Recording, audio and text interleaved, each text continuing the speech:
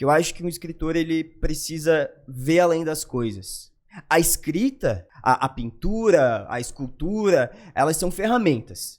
Elas são ferramentas que o artista consegue transpor esse invisível das coisas para obras de arte. Mas eu sempre tive essa característica muito intangível de conseguir ver além das coisas, de conseguir perceber detalhes, sutilezas. E eu acho que essa é a principal característica do autor. Ele pode escrever muito bem, pode ter um português impecável, mas ele precisa escrever com emoção, com essência.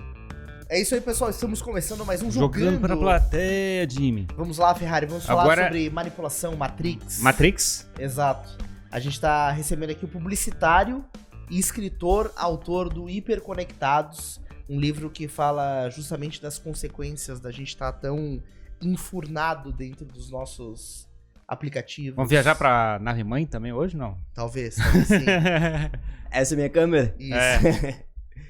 Dado Piecharka. Dado Piecharka, eu sou publicitário, como vocês falaram, e há algum tempo eu sou formado em comunicação, fiz publicidade, depois eu fiz uma pós em marketing digital, sempre trabalhei na área, então eu cresci ali, minha jornada profissional sempre foi em volta ali das mídias. Meu primeiro trabalho, meu primeiro estágio foi com mídias sociais, com redes sociais. Mal se falava disso na época, eu já estava lá trabalhando. Mas alguém pediu ajuda ou tu chegasse assim, eu gosto disso? Do de quê? experimentar a rede social e Não, como é que foi parar nesse mundo? Foi porque eu fazia faculdade, estava terminando a faculdade, peguei um estágio na Rádio Jovem Pan, daqui de Florianópolis, e aí a coordenadora da época, ela já estava começando a trabalhar só com Facebook na época que a internet, na época em que tudo era mato, né? E aí eu já fui imerso nesse meio e dali em diante... Ela te botou pra fazer copy. Fazer copy, fazer texto, isso, coisa assim, não? Trabalhar fazer promoção.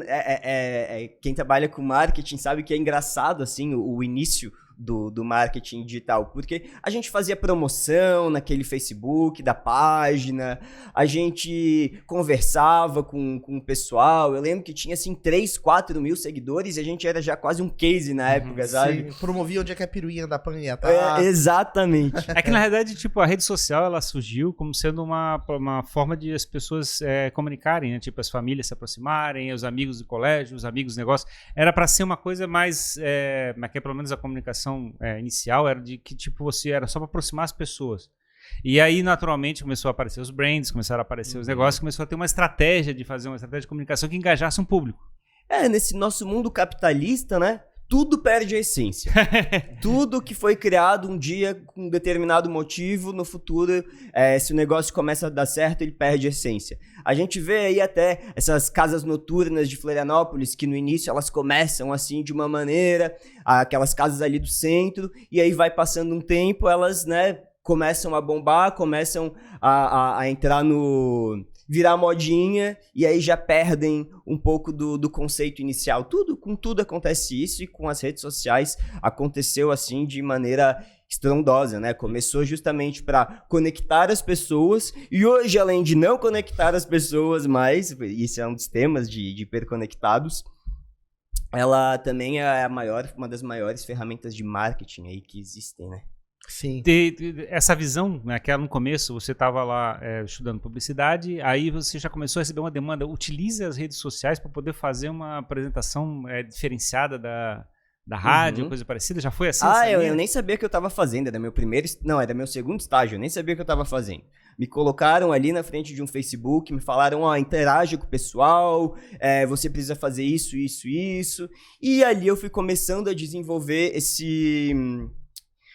o que no futuro seria o alicerce do meu livro. Isso é interessante. E eu fico pensando, porque na realidade um dos primeiros dilemas que você tem como trabalhar um brand, uma marca ou coisa assim, é porque normalmente uma marca ela é impessoal, ela não é uma pessoa.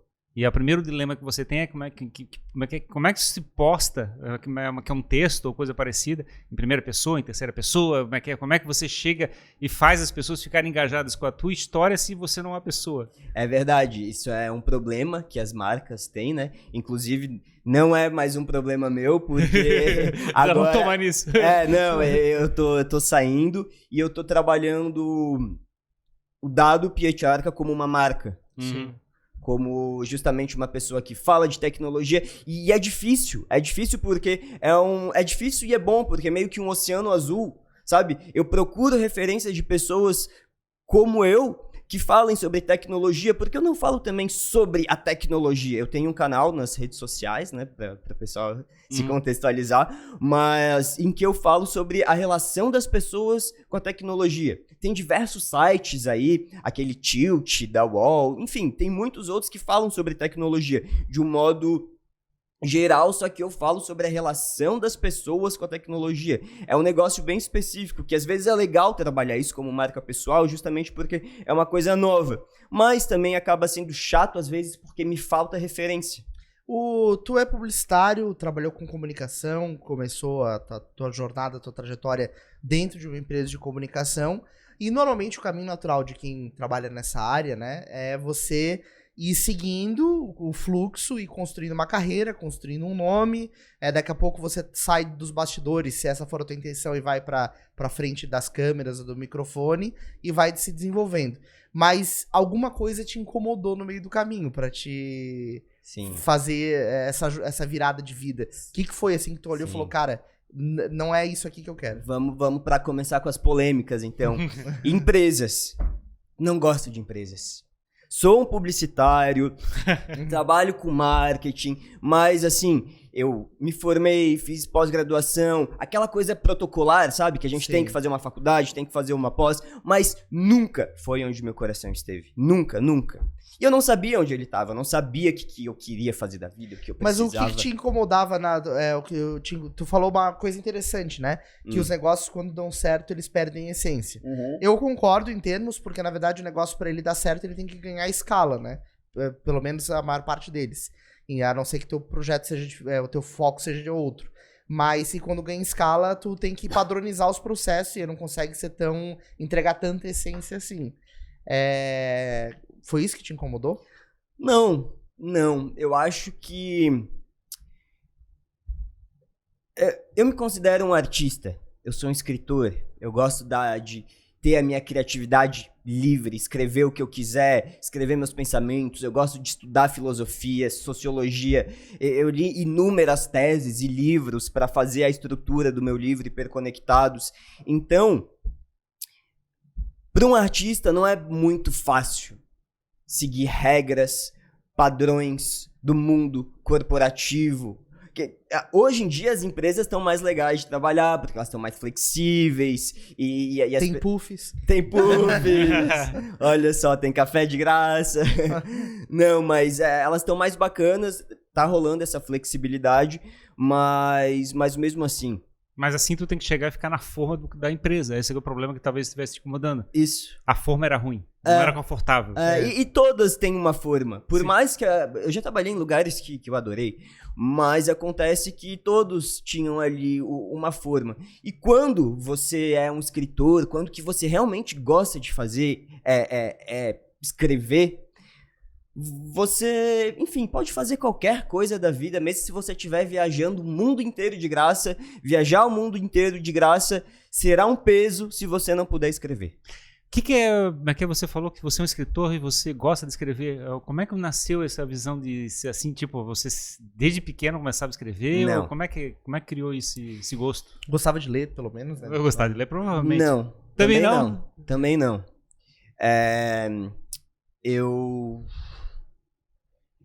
Eu acho que eu sempre tive o que é necessário para um escritor, na minha visão. Que eu acho que um escritor, ele precisa ver além das coisas. A escrita, a pintura, a escultura, elas são ferramentas. Elas são ferramentas que o artista consegue transpor esse invisível das coisas para obras de arte. E eu nunca fui um apaixonado por leitura. Hoje eu sou, mas quando eu era pequeno, adolescente, eu não era. Essa minha paixão, assim, por livros. Hoje eu leio muito, mas ela começou depois dos 18 anos. Até então eu não era um leitor voraz. Hoje eu não vivo mais sem. Mas eu sempre tive essa característica muito intangível de conseguir ver além das coisas, de conseguir perceber detalhes, sutilezas. Eu sempre fui uma pessoa muito sensível no sentido de ter sensibilidade ao ver situações, ao ver pessoas, ao ver coisas, objetos. E eu acho que essa é a principal característica do autor. Ele pode escrever muito bem, pode ter um português impecável, mas ele precisa escrever com emoção, com essência. E então, isso eu tenho acima de tudo. Então, a impressão que me deu é que tu tá tentando passar um recado para o universo, ou para o mundo, ou para as pessoas, e aí você teve que chegar e descobrir o meio, e isso foi a escrita, foi o teu meio. A escrita foi meu meio. A escrita é o meu meio. Que foi a primeira experiência de escrever, assim? De escrever se alguma coisa te chamou a atenção? Eu sempre escrevi bastante. Mas eu escrevia textos livres, sabe? Textos, coisas pra mim, pensamentos. Contos, não? Eu comecei com as crônicas. Uhum. Quando eu comecei a escrever crônicas. Escrevia, e é a coisa que eu mais gosto de escrever. Mais do que escrever livros, eu gosto de escrever crônicas. E eu acho que as crônicas, elas captam exatamente isso que eu tava falando, de conseguir enxergar a essência das coisas. Eu ganhei um livro chamado As 100 Melhores Crônicas Brasileiras. Eu já devo ter lido ele umas 5 vezes, é um livro desse tamanho aqui, bem grosso. E foi ali que eu me reconheci escritor. A crônica, ela tem um instrumento de narrativa para contar uma história, né? Para contar um clímax. E ele é geralmente curto para poder fazer exatamente isso, para rapidamente chegar no clímax e fazer passar um recado. Isso. Nem sempre tem um recado, mas são narrativas do cotidiano. Uhum. E observações. Por exemplo, eu poderia escrever alguma da minha vinda aqui, sabe? E aí captar um detalhe, às vezes, e essa é a minha principal característica como ser humano. Eu acho que todo mundo tem um dom, não gosto dessa palavra, mas todo mundo tem uma coisa que é realmente bom, só que às vezes é difícil encontrar isso. Eu, pela minha vida toda, eu me julguei, eu pensava, cara, não tem nada que eu seja extremamente bom. Eu não sou muito bom nos esportes, eu não sou muito bom em matemática, eu não era muito bom em português, eu não era muito bom em nada, até que em determinado momento da minha vida eu percebi que tinha uma coisa que eu era, sim, muito bom. Que era justamente perceber essas sutilezas e captar essas situações que eu estava falando para vocês até agora, né? E quando eu comecei a me imergir no mundo das crônicas, eu percebi isso. Que essa minha capacidade, que até então eu não dava bola e não servia para nada, na verdade, era a característica principal de um escritor. Então foi mais ou menos assim que eu se encontrou. Tu falou que talvez se libertar dessa relação corporativa, empresarial, foi o que te permitiu transpirar as tuas ideias, assim. Muitas vezes, para poder construir o entretenimento de alguém, ou construir o momento de informação de alguém, alguém tá tendo esse momento seu destruído, né, digamos assim, para poder promover isso para as outras pessoas, né? Então, quando você está construindo um produto para gerar valor para alguém, você está abrindo mão de fazer isso por você mesmo. Sim, isso dói tanto.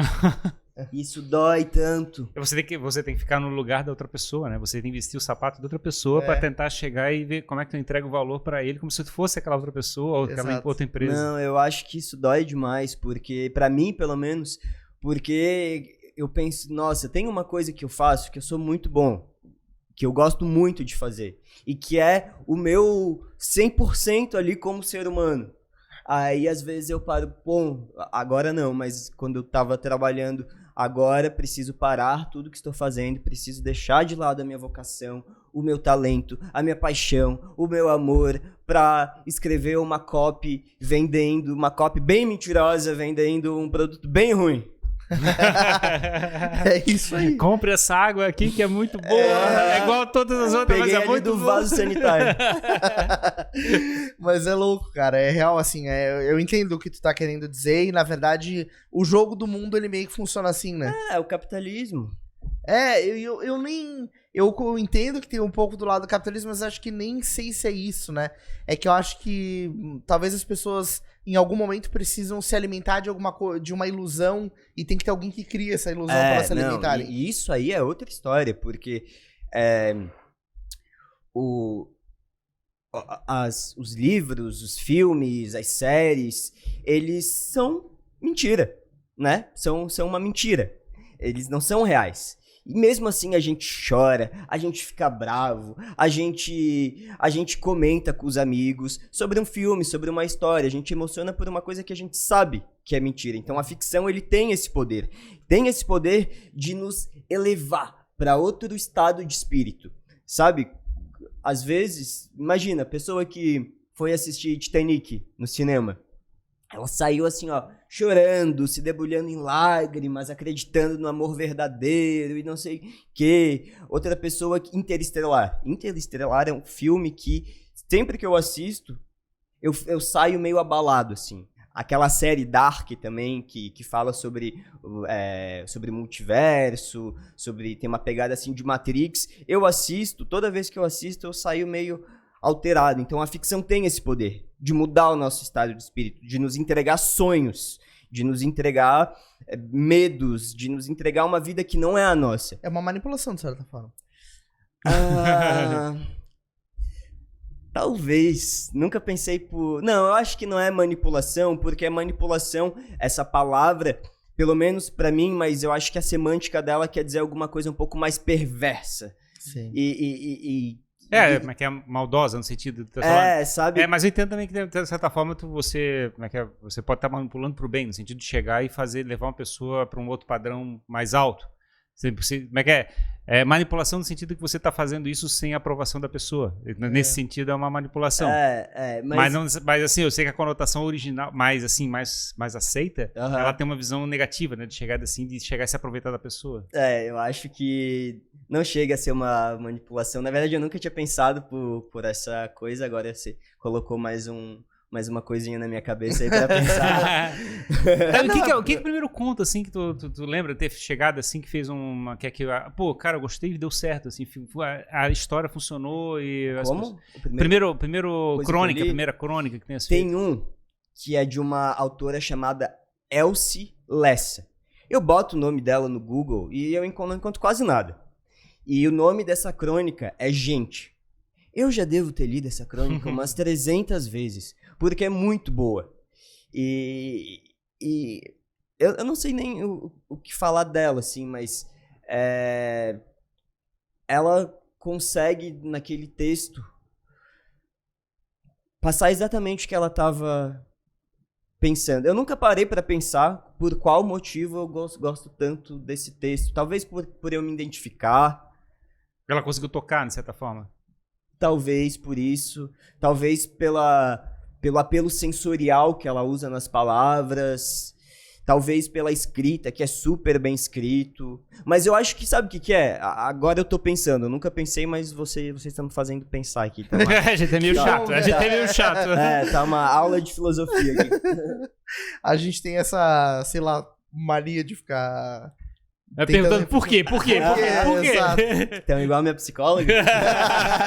A diferença é que ela não grava. Exato. Não, mas nem tem ninguém assistindo. Não, mas eu acredito que porque eu gosto tanto desse texto, dessa crônica, foi um dos meus principais incentivos, inclusive ele tá naquele livro que eu falei pra vocês, naquele livro de crônicas, é porque ela conseguiu captar todas as sutilezas e todas as minúcias de uma coisa que parecia ser sem graça. Imagina botar esse copo aqui, escrever um texto maravilhoso sobre esse copo. Ela conseguiu fazer isso nesse texto, É que isso é um poder muito relacionado ao... O publicitário tem muito esse poder, né? Você pega qualquer coisa e transforma, cria um storytelling em cima daquilo Exato. ali. Acho que o segredo é transformar uma coisa em que é, digamos, mundana, e ela transformar ela em única. Você chegar e observar um ponto que faz ela se destacar no resto do universo, assim, né? Capacidade de vender areia no deserto. É exatamente isso. E quando eu me pergunto, pra mim mesmo, porque eu nunca falei isso com ninguém, não seria melhor eu ter feito letras ou filosofia do que publicidade, marketing? Às vezes eu penso, não. É que na publicidade e no marketing tem a maldade, né? É engraçado, eu não sei, eu tô percebendo, assim, pelo que tu tá contando, pela tua história, que talvez tenha enxergado isso, ter visto isso, né? Por ter feito parte e tal. Foi o que te acendeu a fagulha pra escrever o Hiperconectados, porque é uma crítica pra isso, né? É uma crítica ao tudo que a gente tá vivendo. É uma crítica e... É uma crítica ao copo da água ruim ser vendida como água boa. Também.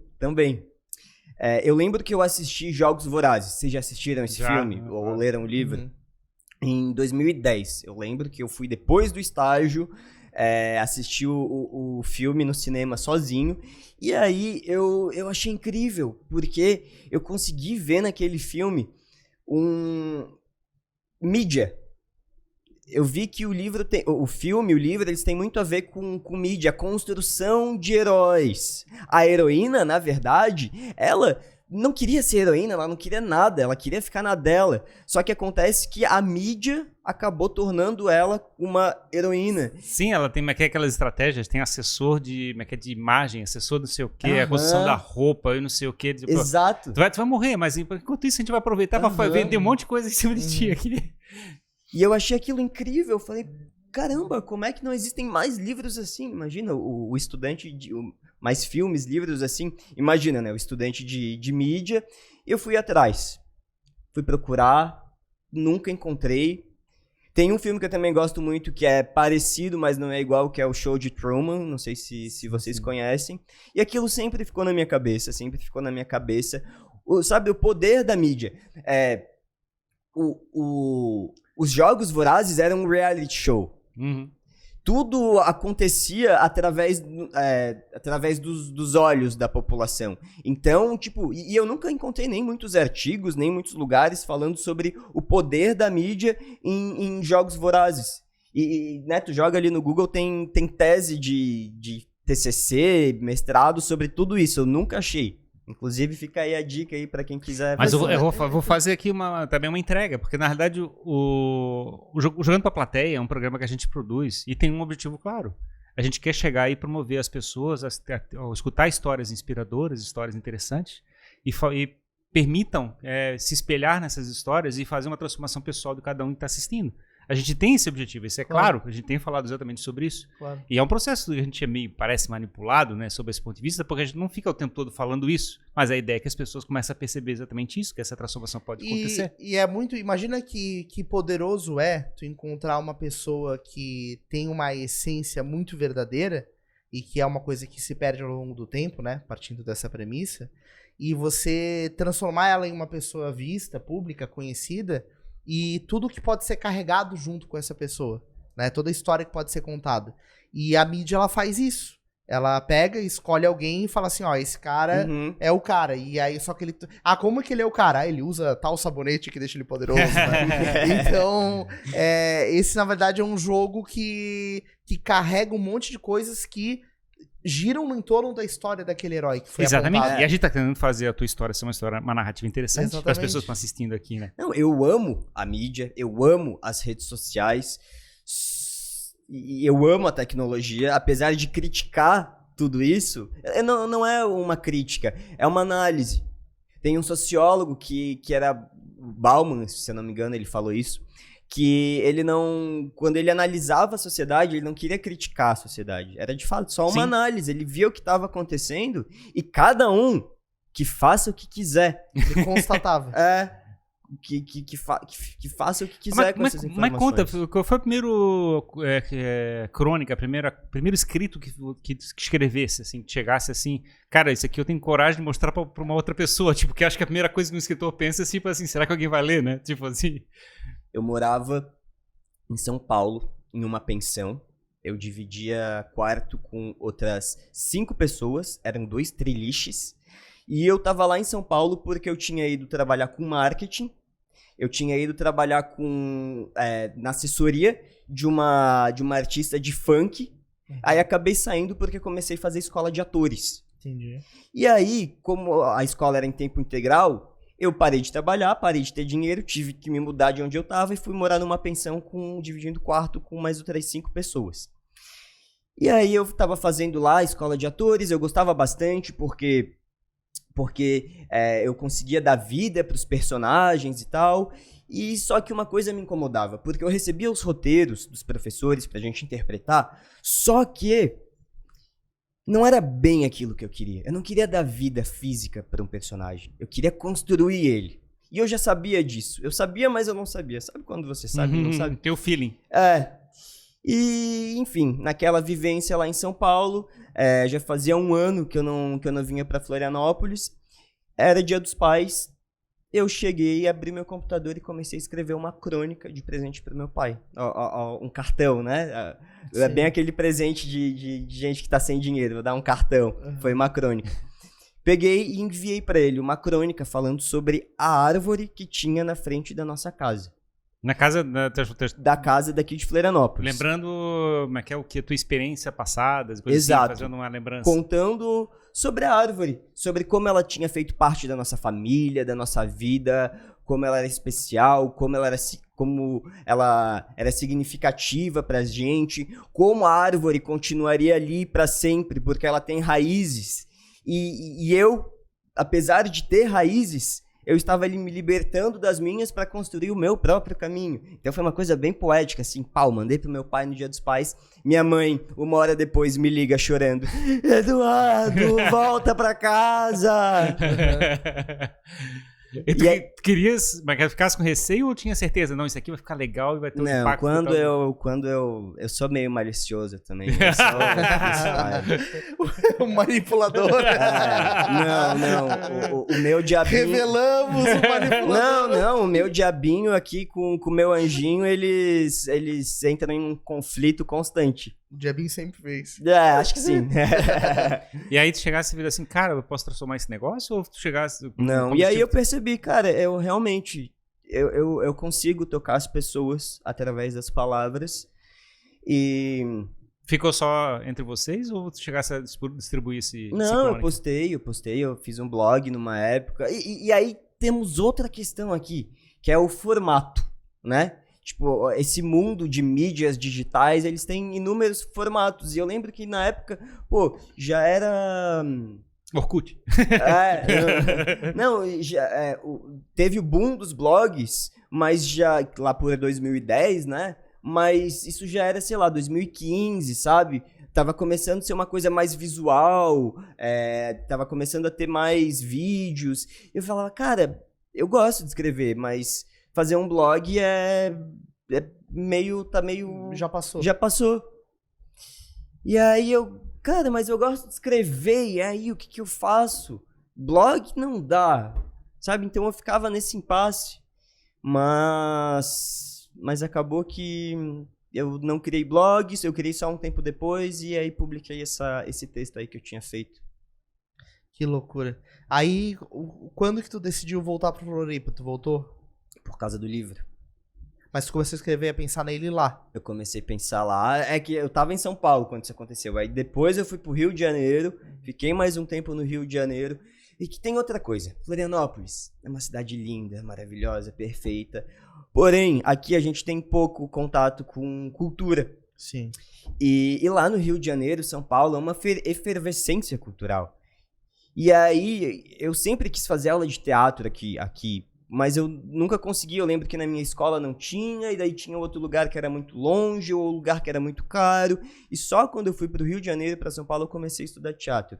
Eu percebo aqui, por exemplo, a gente tá aqui no espaço da CAT. Aqui tem um monte de empresa de tecnologia, um monte de gente inteligente pra caramba aqui fazendo coisa top, assim. Mas eles têm uma dificuldade terrível de contar uma narrativa. Eu acho tão engraçado, porque a gente vê, tipo, eu fiz uma empresa bacana com um produto legal, mas ele não consegue contar uma história interessante para as pessoas quererem saber o produto deles. É uma dor que eu sinto aqui, por exemplo. Tu entende o que eu quero dizer? Porque na verdade está relacionado um pouco com essa questão da cultura, no meu entendimento. Talvez da criatividade, a capacidade de construir uma história. Já me passa o contato deles depois. Na realidade, eu acho que tem a ver com a cultura da nossa região, né? É o tipo de nosso negócio, tem talvez muito trabalho, muito esforço e coisa parecida. Então a gente não gosta muito de contar vantagens sobre coisas que a gente não tenha feito. É verdade. É bem da nossa natureza. Inclusive, hoje, eu tava passando por um sebo, não posso passar por uma frente de um sebo de uma livraria. Eu comprei um livro... Por quê? Por causa do cheiro? Adoro o cheiro. Adoro, eu saio assim, ó... Aí, nossa, não sou só eu. Nossa, é muito bom. E eu comprei um livro contando sobre... É um livro sobre a colonização açoriana em Santa Catarina. É sobre isso o livro. Mas ele faz bastante relação com isso que você acabou de falar, porque eu tava lendo ali na contracapa do livro, e o próprio autor, que é Franklin Cascais, ele falava que a cultura açoriana era uma cultura um pouco mais simples. Era um pouco mais simples, de pescadores. E isso reflete até hoje em Florianópolis. Porque a cultura que a gente tem é a cultura açoriana, e que não é uma cultura, assim, talvez tão rica como a africana, por exemplo, que eles tinham... vários elementos, música, era uma coisa... Tem que ter vários deuses, né? Eu acho que uma história bacana tem que ter vários deuses, né? E aí nós fomos colonizados por esse povo. Então, querendo ou não, isso está instaurado no nosso DNA. E talvez por isso a gente tenha um pouco dessa dificuldade de conseguir aparecer, de conseguir vender o nosso próprio peixe. Mas tu vê, a mitologia, as coisas, é tudo história, né, cara? É tudo... Sim, mas a criatividade, a cabeça ficção. expandida. Mas tu falasse, por exemplo, mas que a gente que é muito racional, eu tenho esse negócio. Como eu sou um cara que tenta trabalhar muito o lado racional, toda vez que eu olhava um livro de ficção, eu falava assim, isso não tem como me acrescentar. Porque na verdade é uma história falsa, como tu falasse no começo da conversa. Metáforas. Yuval Harari, o cara que escreveu Sapiens, aquele... Nossa, Foi o livro mais louco que eu já li. Cara, Sapiens é um livro que... É óbvio que ia ser um best-seller, porque aquele livro é delicioso. Sim, é muito a cada linha que você lê, você se sente mais inteligente e realmente tem muito conteúdo. Mas ele fala logo no início do livro, e a coisa que mais me marcou, que é o seguinte, foi a capacidade das pessoas de acreditar em ficção que construiu a nossa sociedade. É só ver o dinheiro, por exemplo. O dinheiro, as religiões. E as pessoas, cada vez mais, elas estão deixando de acreditar na ficção. Porque antigamente se consumia muito isso aqui. Páginas inteiras, histórias com começo, meio e fim, narradas, com altos, baixos, jornadas do herói. Hoje em dia, as histórias se chamam stories. E tem 15 segundos. E são reais. E não são reais? Não sei, talvez a promessa é que fossem. Então, é outra coisa, porque quando a gente lê um livro, a gente sabe que aquilo é ficção. Quando um amigo nos conta uma história, a gente sabe que aquilo é verdade, né? Depende do amigo. Quem contou aumenta o ponto. Mas os stories, eles são os stories, a internet como um todo, ele é um meio termo de realidade e ficção.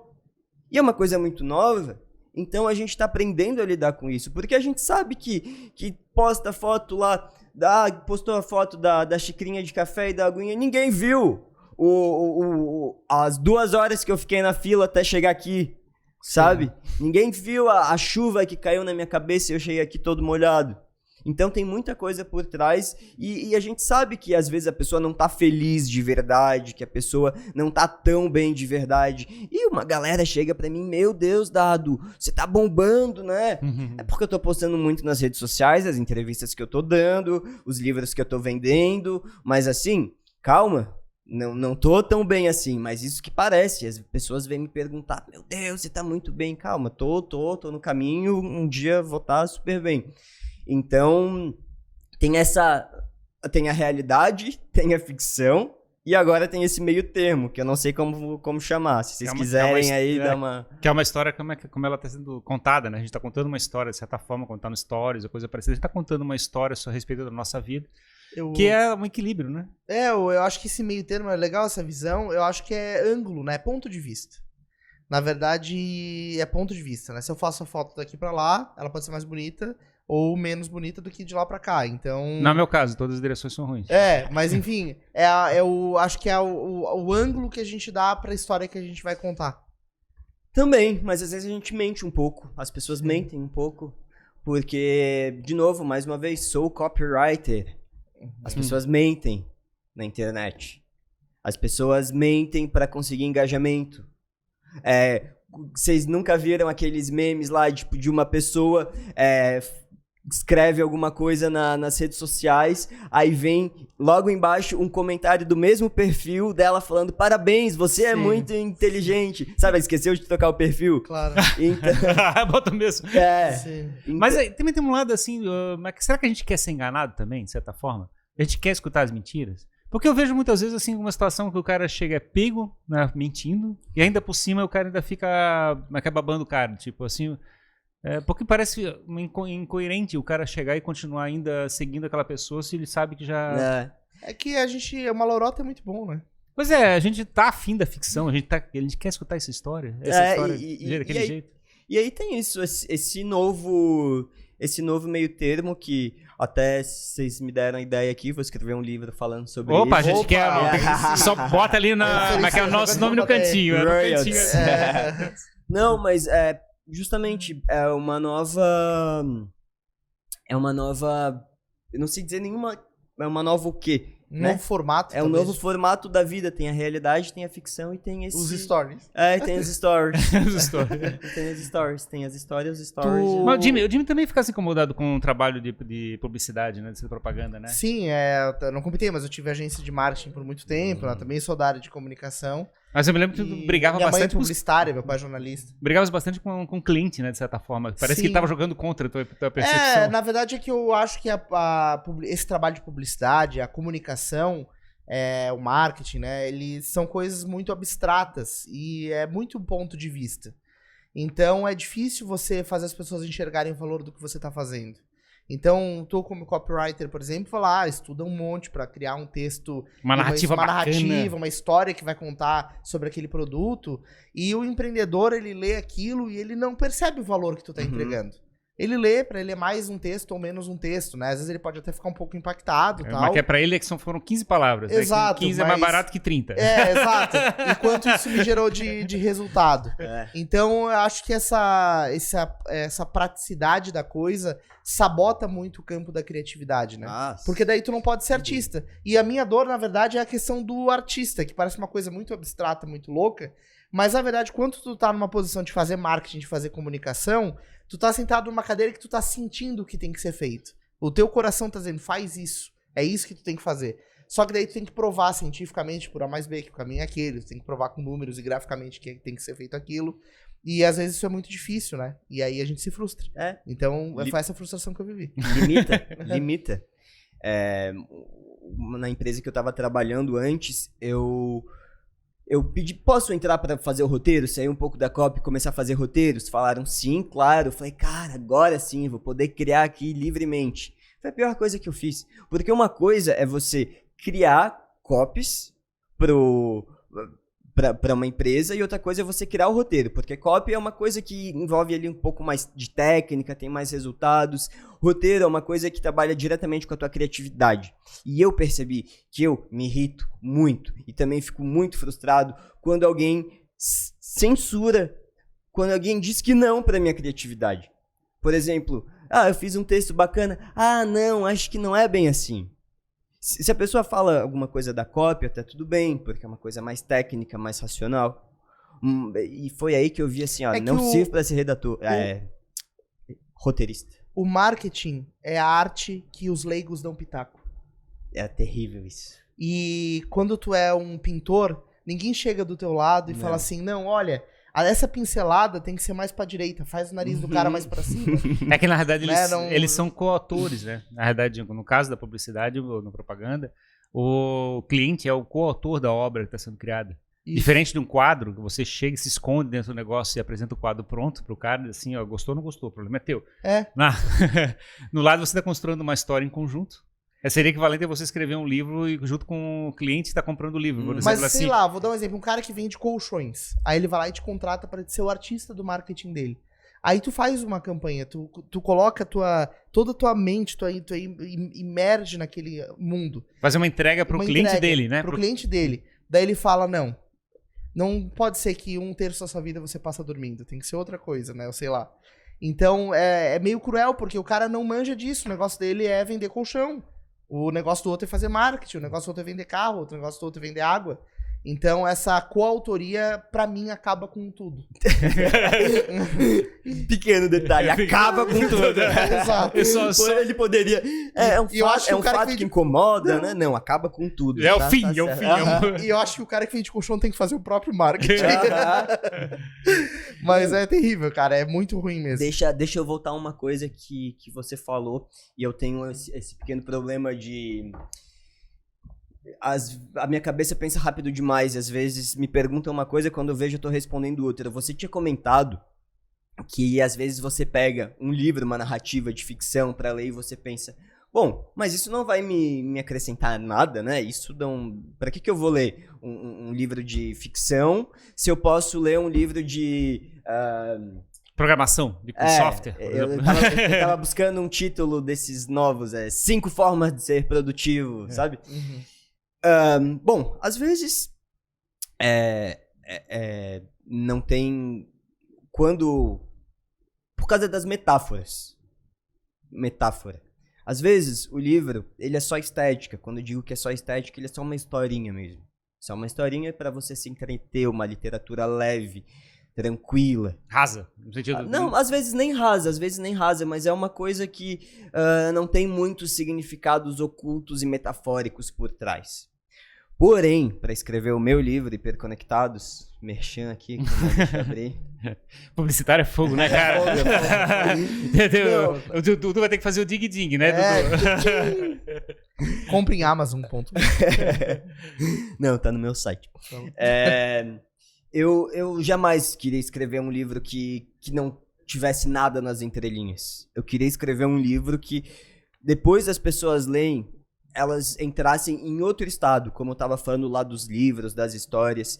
E para isso, eu li muito artigo científico, eu li muita tese, eu li muito TCC, eu li muito sociólogo, eu li muito filósofo, justamente para entender o comportamento humano e traduzir isso em uma história. Uhum. Sabe quando você lê uma fábula que no final você tem um ensinamento por trás disso? Cara, eu vou te fazer um comentário assim sobre esse ponto de vista. Eu tenho uma interpretação que eu falo sempre nas conversas aqui a respeito do que é arte. No meu entendimento, uma arte é a capacidade de você transformar a vida de uma pessoa que observa a arte. É assim, no meu entendimento, se você chega e consegue fazer alguma coisa que a experiência daquele negócio vaza para além daquela observação, que você fez uma transformação na pessoa, você fabricou arte. Uhum. E eu não sei se exatamente todo mundo concorda com essa definição. Eu concordo. E o meu entendimento é que estás buscando é claramente uma arte, é você chegar e fabricar alguma coisa que faça uma transformação na vida da pessoa de alguma maneira. E através de uma narrativa. Eu tinha plenas condições de escrever um livro técnico falando sobre, enfim, um livro técnico que fosse vender, enfim, não vou pensar em venda, mas um livro... Como escrever textos melhores? Não... Um livro, tipo, no estilo do que os sociólogos escreviam, assim, um livro falando sobre a nossa vida.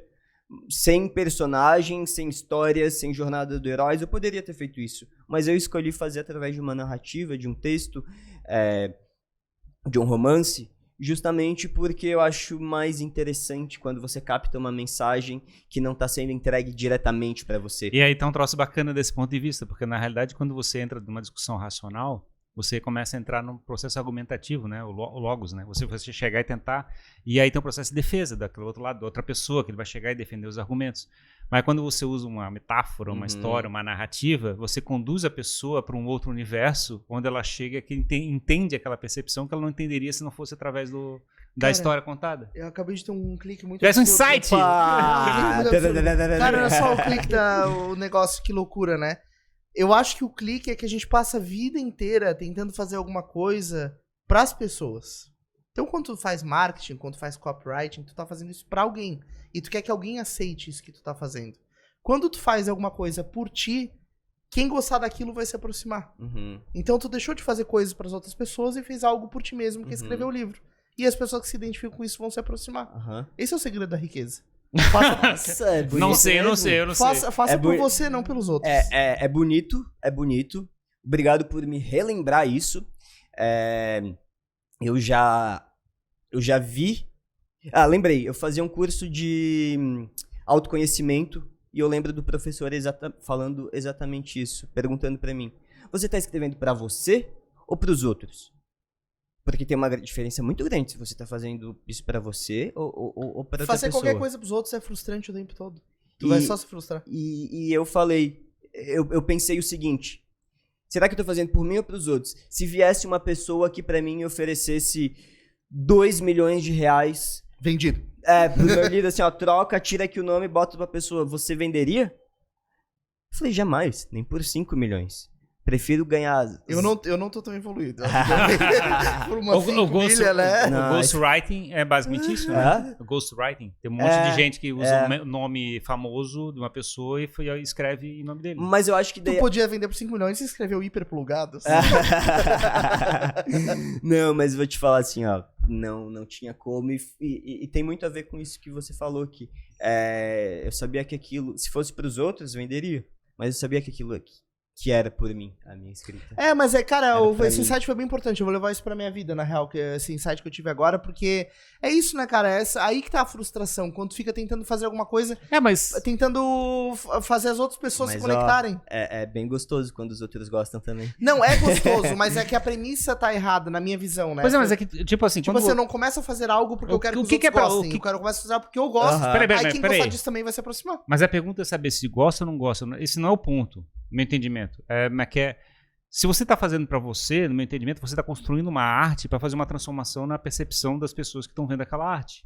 Ela não precisa necessariamente gostar ou não gostar. Tem um monte de gente que faz arte agressiva, no sentido de chegar e prejudicar outra pessoa, mas ela faz a transformação que ela está buscando.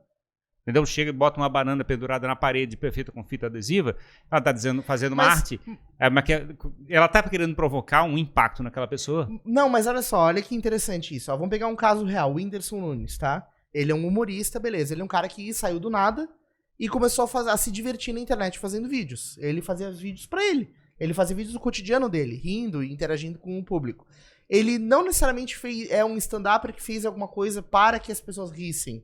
Ele retratou o próprio cotidiano, ele fez por ele. E aí as pessoas que gostam disso se aproximam dele. Então eu acho que às vezes a gente usa a premissa errada. A arte, a transformação eu fiz por mim, e isso vai transformar alguém de alguma maneira. O que eu não posso é sair tentando fazer pelos outros. Sim. A premissa tem que fazer por si e não pelo outro. Eu acho mas cai um pouco na questão de conseguir fazer alguma coisa que faça sentido na vida da pessoa. Por exemplo, você pode escrever um livro e você bota por exemplo, no caso dele, botou num impresso, com uma capa bonita e coisa parecida. Ele tem que ser uma coisa convidativa. Inclusive, deixa eu já dar uma folhada aqui, quero fazer Tem que ser uma coisa convidativa que faça a pessoa ser inserida na percepção que está sendo construída, né? Você fez aquilo para ser gostado, né? Você não teve intenção de fazer isso. A minha jornada como escritor, Muito bom cheiro. Não tá mais tão novinho assim. Papel bom também, muito bom. Eu percebo que eu fiz pra mim porque foi um processo dolorosíssimo escrever. Foi doloroso? Foi assim? Muito doloroso. Mas tipo, a disciplina de sentar pra escrever? Sim, e E naquele ano que eu decidi, passei 5 anos escrevendo. 2 desses anos eu só escrevia. Ou seja, se você tá só escrevendo, você não tá trabalhando. Se você não tá trabalhando, você não tá ganhando dinheiro. Então eu fiquei 2 anos da minha vida sem trabalhar, sem ganhar dinheiro, porque eu queria esse livro, porque eu precisava escrever essa história. Não é que eu queria. Qual que era a tua rotina, assim, pra escrever esse livro? Eu Acordava? Eu nunca tive uma rotina, assim, muito fixa. Mas na maioria das vezes eu gostava bastante de escrever de manhã. Então eu acordava umas 7, fazia meu café. Eu ia até a biblioteca da UDESC. Grande parte desse livro foi escrito na biblioteca da UDESC. Eu sou apaixonado por bibliotecas. É o meu templo. É o meu lugar preferido. Pena que aqui em Florianópolis a gente só tem 2. Uhum.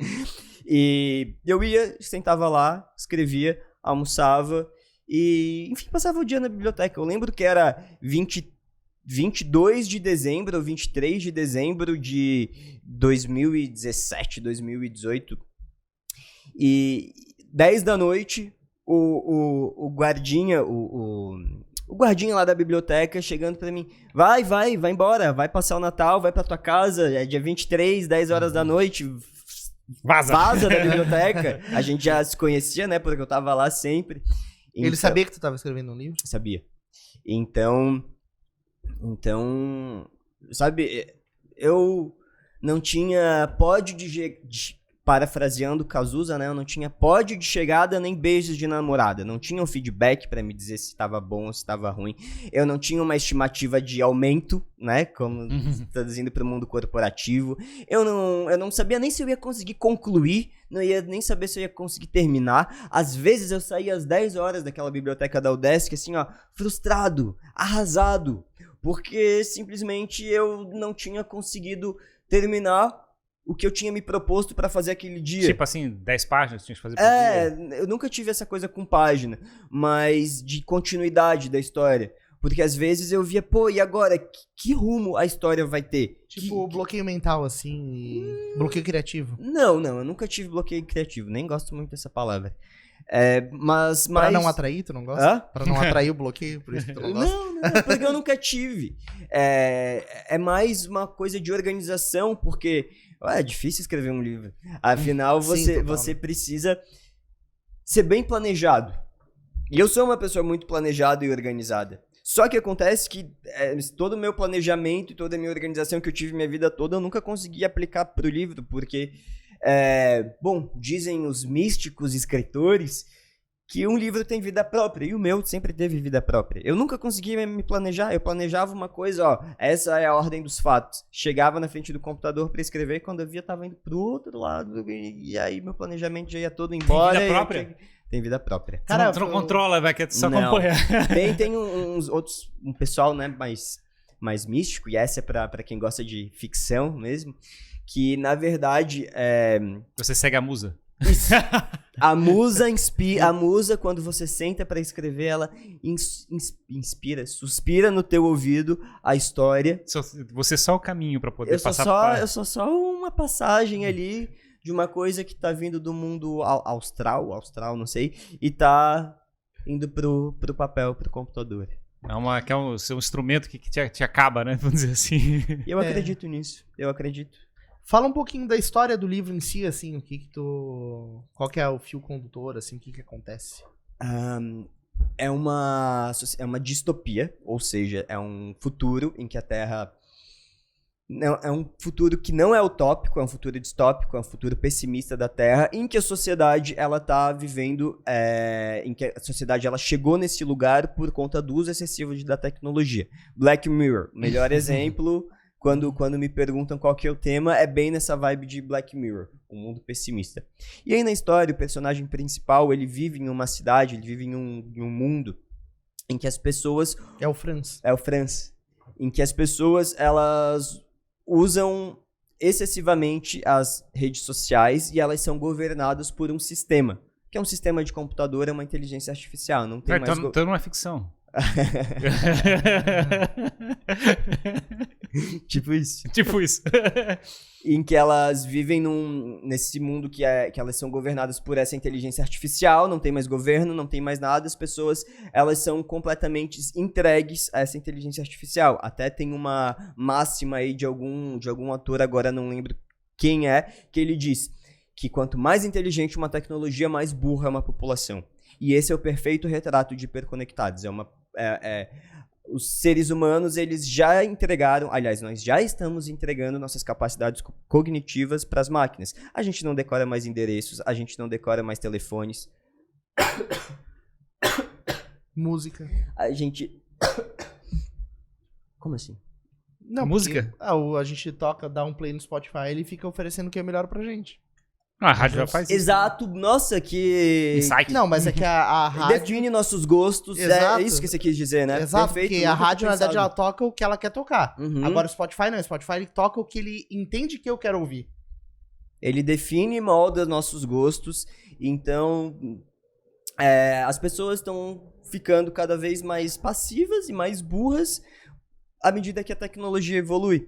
E a minha sociedade, a sociedade de hiperconectados, é exatamente esse retrato de uma sociedade que a tecnologia está ali dominando, e o Franz, que é o personagem principal, ele vive um pouco mais afastado da cidade, da cidade principal em que acontece tudo isso. Ele mora em um lugar onde o sinal ele não chega muito bem, e por isso ele tem acesso à vida real. Então ele vira um rebelde dentro desse processo. E ele vira um rebelde dentro desse processo.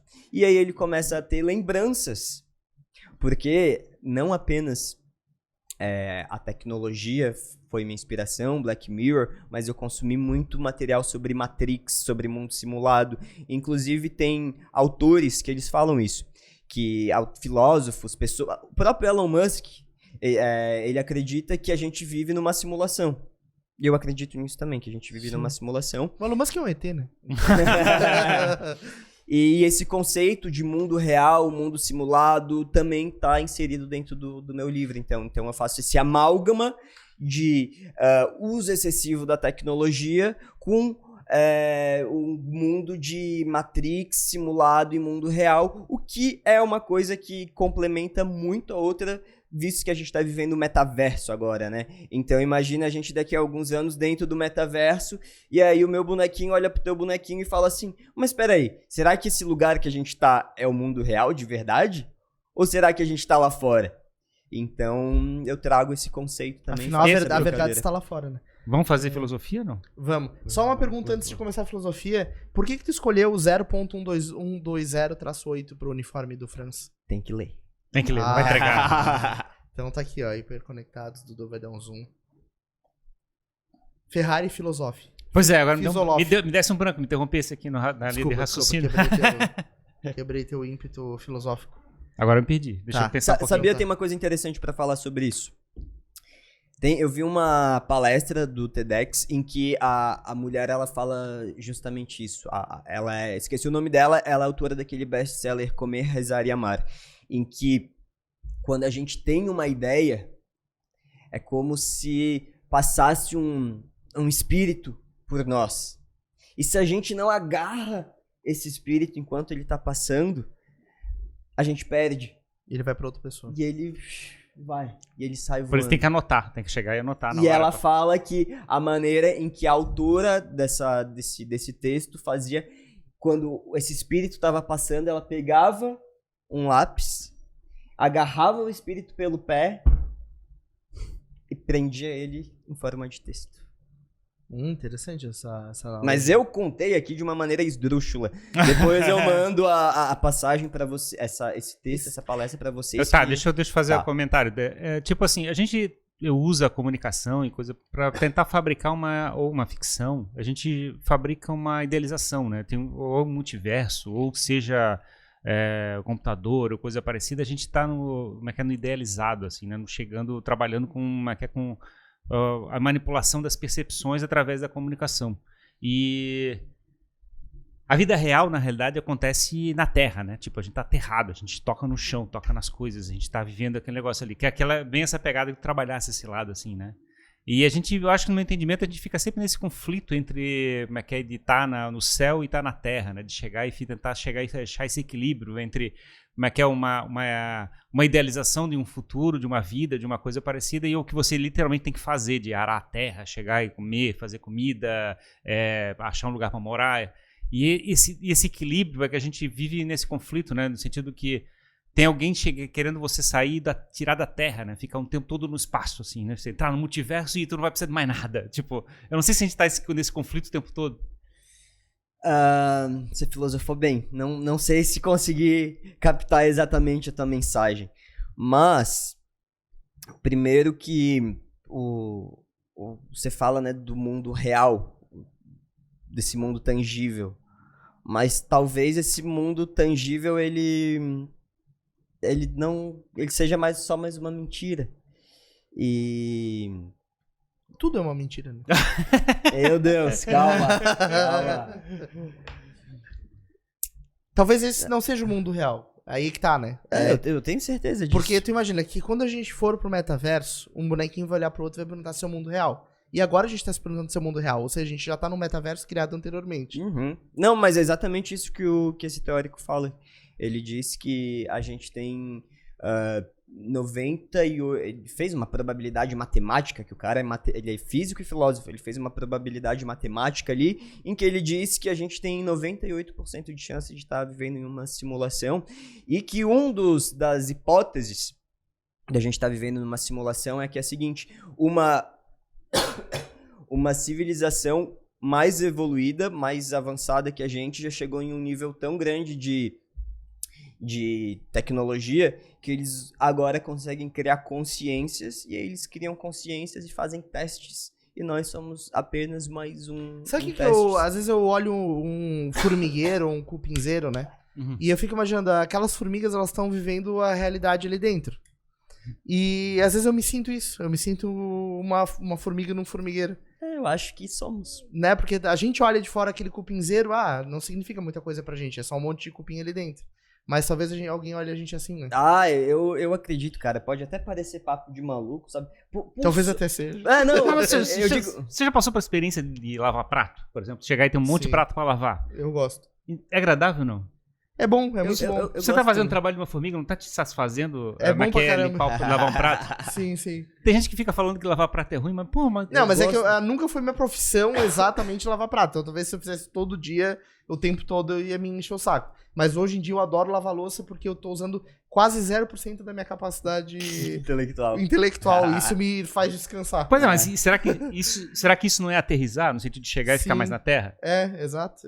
Porque na verdade a gente às vezes fica tentando filosofar demais, chegar isso, entrar muito na interpretação das coisas, e ficar sofrendo nesse sentido, né? De chegar e ficar tentando procurar coisas que talvez só existem na nossa cabeça, não existem no mundo.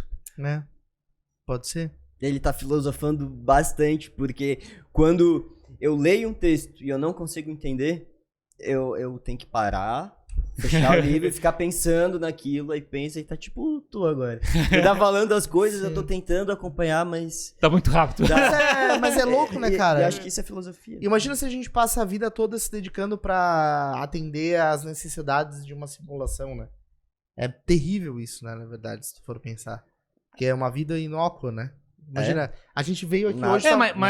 Mas tu cai na discussão do sentido de propósito, né? Por exemplo, a formiga tá fazendo aquele negócio lá, pelo jeito ela tá satisfeita fazendo aquele negócio de fazer as coisas, certo? Porque talvez é o propósito de vida dela. Agora, tu explica pra formiga que ela tá fazendo ali, na realidade é uma ficção, que ela tá só, digamos, tem uns fios ligados na cabeça dela, ela tá fazendo aquele negócio. Sim. Se ela não tem essa consciência, ela tá feliz. Se ela tiver essa consciência, ela vai se sentir inútil porque não tá fazendo nada, certo? Então, e quanto mais consciência a gente tem, mais inútil a gente vai ser. Mas exatamente, só que a gente tem consciência, a formiga não. Então Sim. ela nunca vai passar por esse dilema. Eu tenho uma... Talvez ela tenha. Eu tenho uma revelação aqui pra fazer pra vocês. Formiga então. sem consciência. Não, isso é coisa de louco assim mesmo. Um dos motivos de ter escrito Hiperconectados é porque o personagem principal, ele busca a saída da Matrix. Ele busca a saída do mundo que ele vive, porque ele já tem certeza que aquilo não é um mundo real. E ele tenta buscar. Então, de alguma forma, enquanto eu estava escrevendo, essa foi a minha busca. eu me coloco muito no lugar do personagem. E como eu não consegui fazer isso aqui no mundo real, né? eu criei uma história pra tentar entender. Esse dilema. Pra entender. E é muito engraçado, e até me arrepio em falar sobre isso, que eu percebo metáforas que eu coloquei no livro que eu não tinha me tocado antes. Foi a música que fez, não foi tu? Foi por isso. Eu aprendo e eu tiro lições lendo meu livro sobre a minha vida. É louco demais. É louco demais, porque é outro assunto que também tá aí nos meus temas de estudos, tá no meu canal, tá no meu livro, que é a mente inconsciente. Eu ia entrar nessa discussão. Muita coisa aí é inconsciente. A minha percepção captou. O meu cérebro, nosso cérebro, né, super capaz, inteligente, captou as coisas. Só que, sei lá, qual é a parte consciente dele? 5%? 10%? 2%? Não lembro exatamente. Pois o que é o eu, né? Quando a gente fala eu, por exemplo, a gente fala assim, a gente normalmente mistura o senso de eu pro lado consciente. Mas a gente é muito mais do que isso, né? A gente tem a parte racional, tem os comportamentos naturais. Quando o coração tá batendo sozinho, por exemplo, sem o teu envolvimento mental, vamos dizer assim, é teu eu ou não? Pois é, né? Mas é louco, assim, adicionando uma outra visão, eu não acho nem só isso. Eu acho que às vezes a gente consegue, o nosso eu, o inconsciente, acessa informações e coisas que fazem a gente tomar decisões e fazer realizações conscientes diferente das outras pessoas. Mas será que a consciência não é apenas um instrumento narrativo para planejamento futuro? Ele serve simplesmente assim uma calculadora que o nosso eu está usando? Tipo, mas eu te pergunto assim, ó. E a consciência simplesmente é um troço meio inútil, assim, que só usa para fazer essas contas meio idiota. Olha só a discrepância, isso não sei se isso incomoda vocês, mas assim, ó, tu acha que o Elon Musk é um cara muito mais inteligente que nós três aqui? Não. Se ele for um ser humano, ele não pode ser um cara, assim, é muito absurdo o que ele tá fazendo, a capacidade de realização que ele teve de construir um foguete, um carro elétrico, de querer colonizar Marte, comparado com outros humanos. Então, assim, ele tá jogando o jogo com cheat code, cara. Tipo, ele tipo assim, é muito discrepante. Perfeito. Como é que ninguém se incomoda com isso? Perfeito. Você falou aí do cheat code. Nunca nem tinha ouvido falar desse termo, mas compreendi. Exato. E é exatamente que eu busco isso na vida. Eu busco nos sinais. Cheat ou cheat? Cheat. O negócio de tu craquear o joguinho lá pra ter armas infinitas. Cheat, né? Cheat code. É com C-H-E-A-T. Isso. Tem também o cheat, que é um S-H-E. Eu acho que eu tô fazendo um pronunciation errado aqui. Acho que Mas, Dudu, qual é a pronúncia correta? É cheat ou cheat? Cheat code. E eu busco isso. É papo de louco, mas eu olho para os lugares, eu tenho devaneios, eu busco nas coisas e nos lugares cheat codes justamente para tentar me livrar dessa Matrix não que é a gente possível, vive. Cara, não é possível a gente estar aqui sentado fazendo podcast e ter um cara na mesma terra querendo colonizar Marte. É muito longe uma coisa da outra. Sim. Só que ele não pode ser tão mais inteligente que a gente. Não, ele tem a mesma capacidade mental que eu, a mesma quantidade de horas no dia. O que tá acontecendo? Ele teve acesso ao cheat code. Só pode ser, cara. Não tem outra explicação. Não, ele pode ter uma musa mais capaz, vamos dizer assim, do que você. Talvez. Porque na realidade, se tu pensar bem... Tu entende o que eu tô falando? Mas tu entende, assim, mas o meu entendimento, assim, tu quer transformar o mundo, tu precisa ter uma energia pra fazer isso, né? De chegar e fazer esse negócio. E eu vejo no Elon Musk uma capacidade absurda de concentrar essa energia de transformação, que eu acho que eu não consigo... É difícil de ver, né? Tem de ver, tipo, Steve Jobs e coisa parecida. Eles falam até que esses caras viram alguma coisa que a gente não viu. Não é questão de ver, que talvez um ponto de vista racional, mas o ponto de vista que eu vejo é esse lado, é de você chegar e conseguir juntar essas energias e fazer essa transformação. Sem dúvida, né? Tem toda essa parte que também é racional, que conta, por exemplo, pessoas que são mais produtivas, pessoas que têm mais sorte, porque... É claro, todos têm a mesma capacidade mental, mas tem uns que têm mais oportunidades, tem uns que são mais realizadores, tem uns que são mais sonhadores, tem uns que são um determinado perfil mais introspectivo, outros mais ousados, e tudo isso conta muito. Pois tem um lado, por exemplo, como é que você faz para transformar de forma significativa uma sociedade, um grupo de pessoas, coisa parecida? É encantando uma história legal, todo esse público que está em volta de você para fazer isso, né? O Steve Jobs, ele dizia que o pessoal dizia que tem o campo de distorção que ele tinha em volta dele, né? Tipo, todo mundo acreditava em tudo que ele falava porque ele era muito capaz de encantar as pessoas com as histórias que ele contava. Então, se você tem esse dom, se você tem essa habilidade de trazer um time para jogar junto contigo, tu consegue transformar muito mais do que uma pessoa que diz assim, ó, tô certo o tempo todo. Entendeu? Que aí o pessoal afugenta, né? Tipo, mesmo que esteja realmente certo, que é insuportável aguentar um cara desse lado. Mas eu ainda tô impressionado aqui com cheat code. Não, é porque é uma palavra bem... que eu nunca tinha ouvido, mas tá bem dentro do meu... Tu joga, jogas videogame? Não. Ah, talvez é por isso. É, que nos videogames tem isso, né? Que tu tem lá uma quantidade de vida definida, tu bota um código, aí tu tem vida infinita, vida imortal, tem arma infinita. Então, se a gente vive numa simulação, também deve ter esse código. É um game. Pra todos os efeitos é um game. É um game, exato. Então, talvez o cara tenha alguma coisa. Ele comprou alguma revistinha que a gente não comprou. Mas voltando às metáforas ali do meu livro, tem coisas que eu descubro só depois que eu tô lendo de novo, e tem coisas que eu tô descobrindo, eu falo, caramba, isso é dessa forma. E eu coloquei, todo autor tem um autor, ele nunca é completamente imparcial, né? Por mais que a gente escreva sobre qualquer coisa, uma pessoa tem os seus filtros de vida, então isso sempre vai estar presente ali nas obras da pessoa que escreveu, que pintou, que fez. Desculpa, eu esqueci o que eu tava falando. Tava falando da questão que tu... você relia os textos e tinha uma outra percepção. Agora tem uma percepção diferente do que você era naquela época. Me deu um branco, eu acho que apertaram o meu... Não era pra eu falar isso. Não, descobriram o teu cheat code lá. Exato. Alguém na Matrix apertou um delete, assim, não, esse rapaz não pode falar isso agora. Pô! Senão ele vai acabar com tudo. Essa informação... tava quase... Vai dar divisão. Ia dar uma divisão pro zero aqui. Exatamente. E quem tá por trás? Elon Musk. Não, é sério, eu tava falando, simplesmente se apagou da minha memória, assim, ó, puf! Mas é doido esse negócio, né? Porque na realidade a gente tá usando muitos elementos da nossa mente, né? Tentando trazer vários elementos, a gente acaba ficando perdendo essas inspirações. É cruel, né? Esse lado segunda página 171. O propósito, meu nome é Helena. Já tô lendo o livro aqui no meio do mas voltando a essa questão que tu falasse, e voltando da questão de olhar uma história passada, eu passo por isso, tá? Eu olho podcast, às vezes, eu olho uma edição anterior, eu vejo assim, cara, eu falei isso. Eu nem sei se eu penso dessa maneira. É verdade.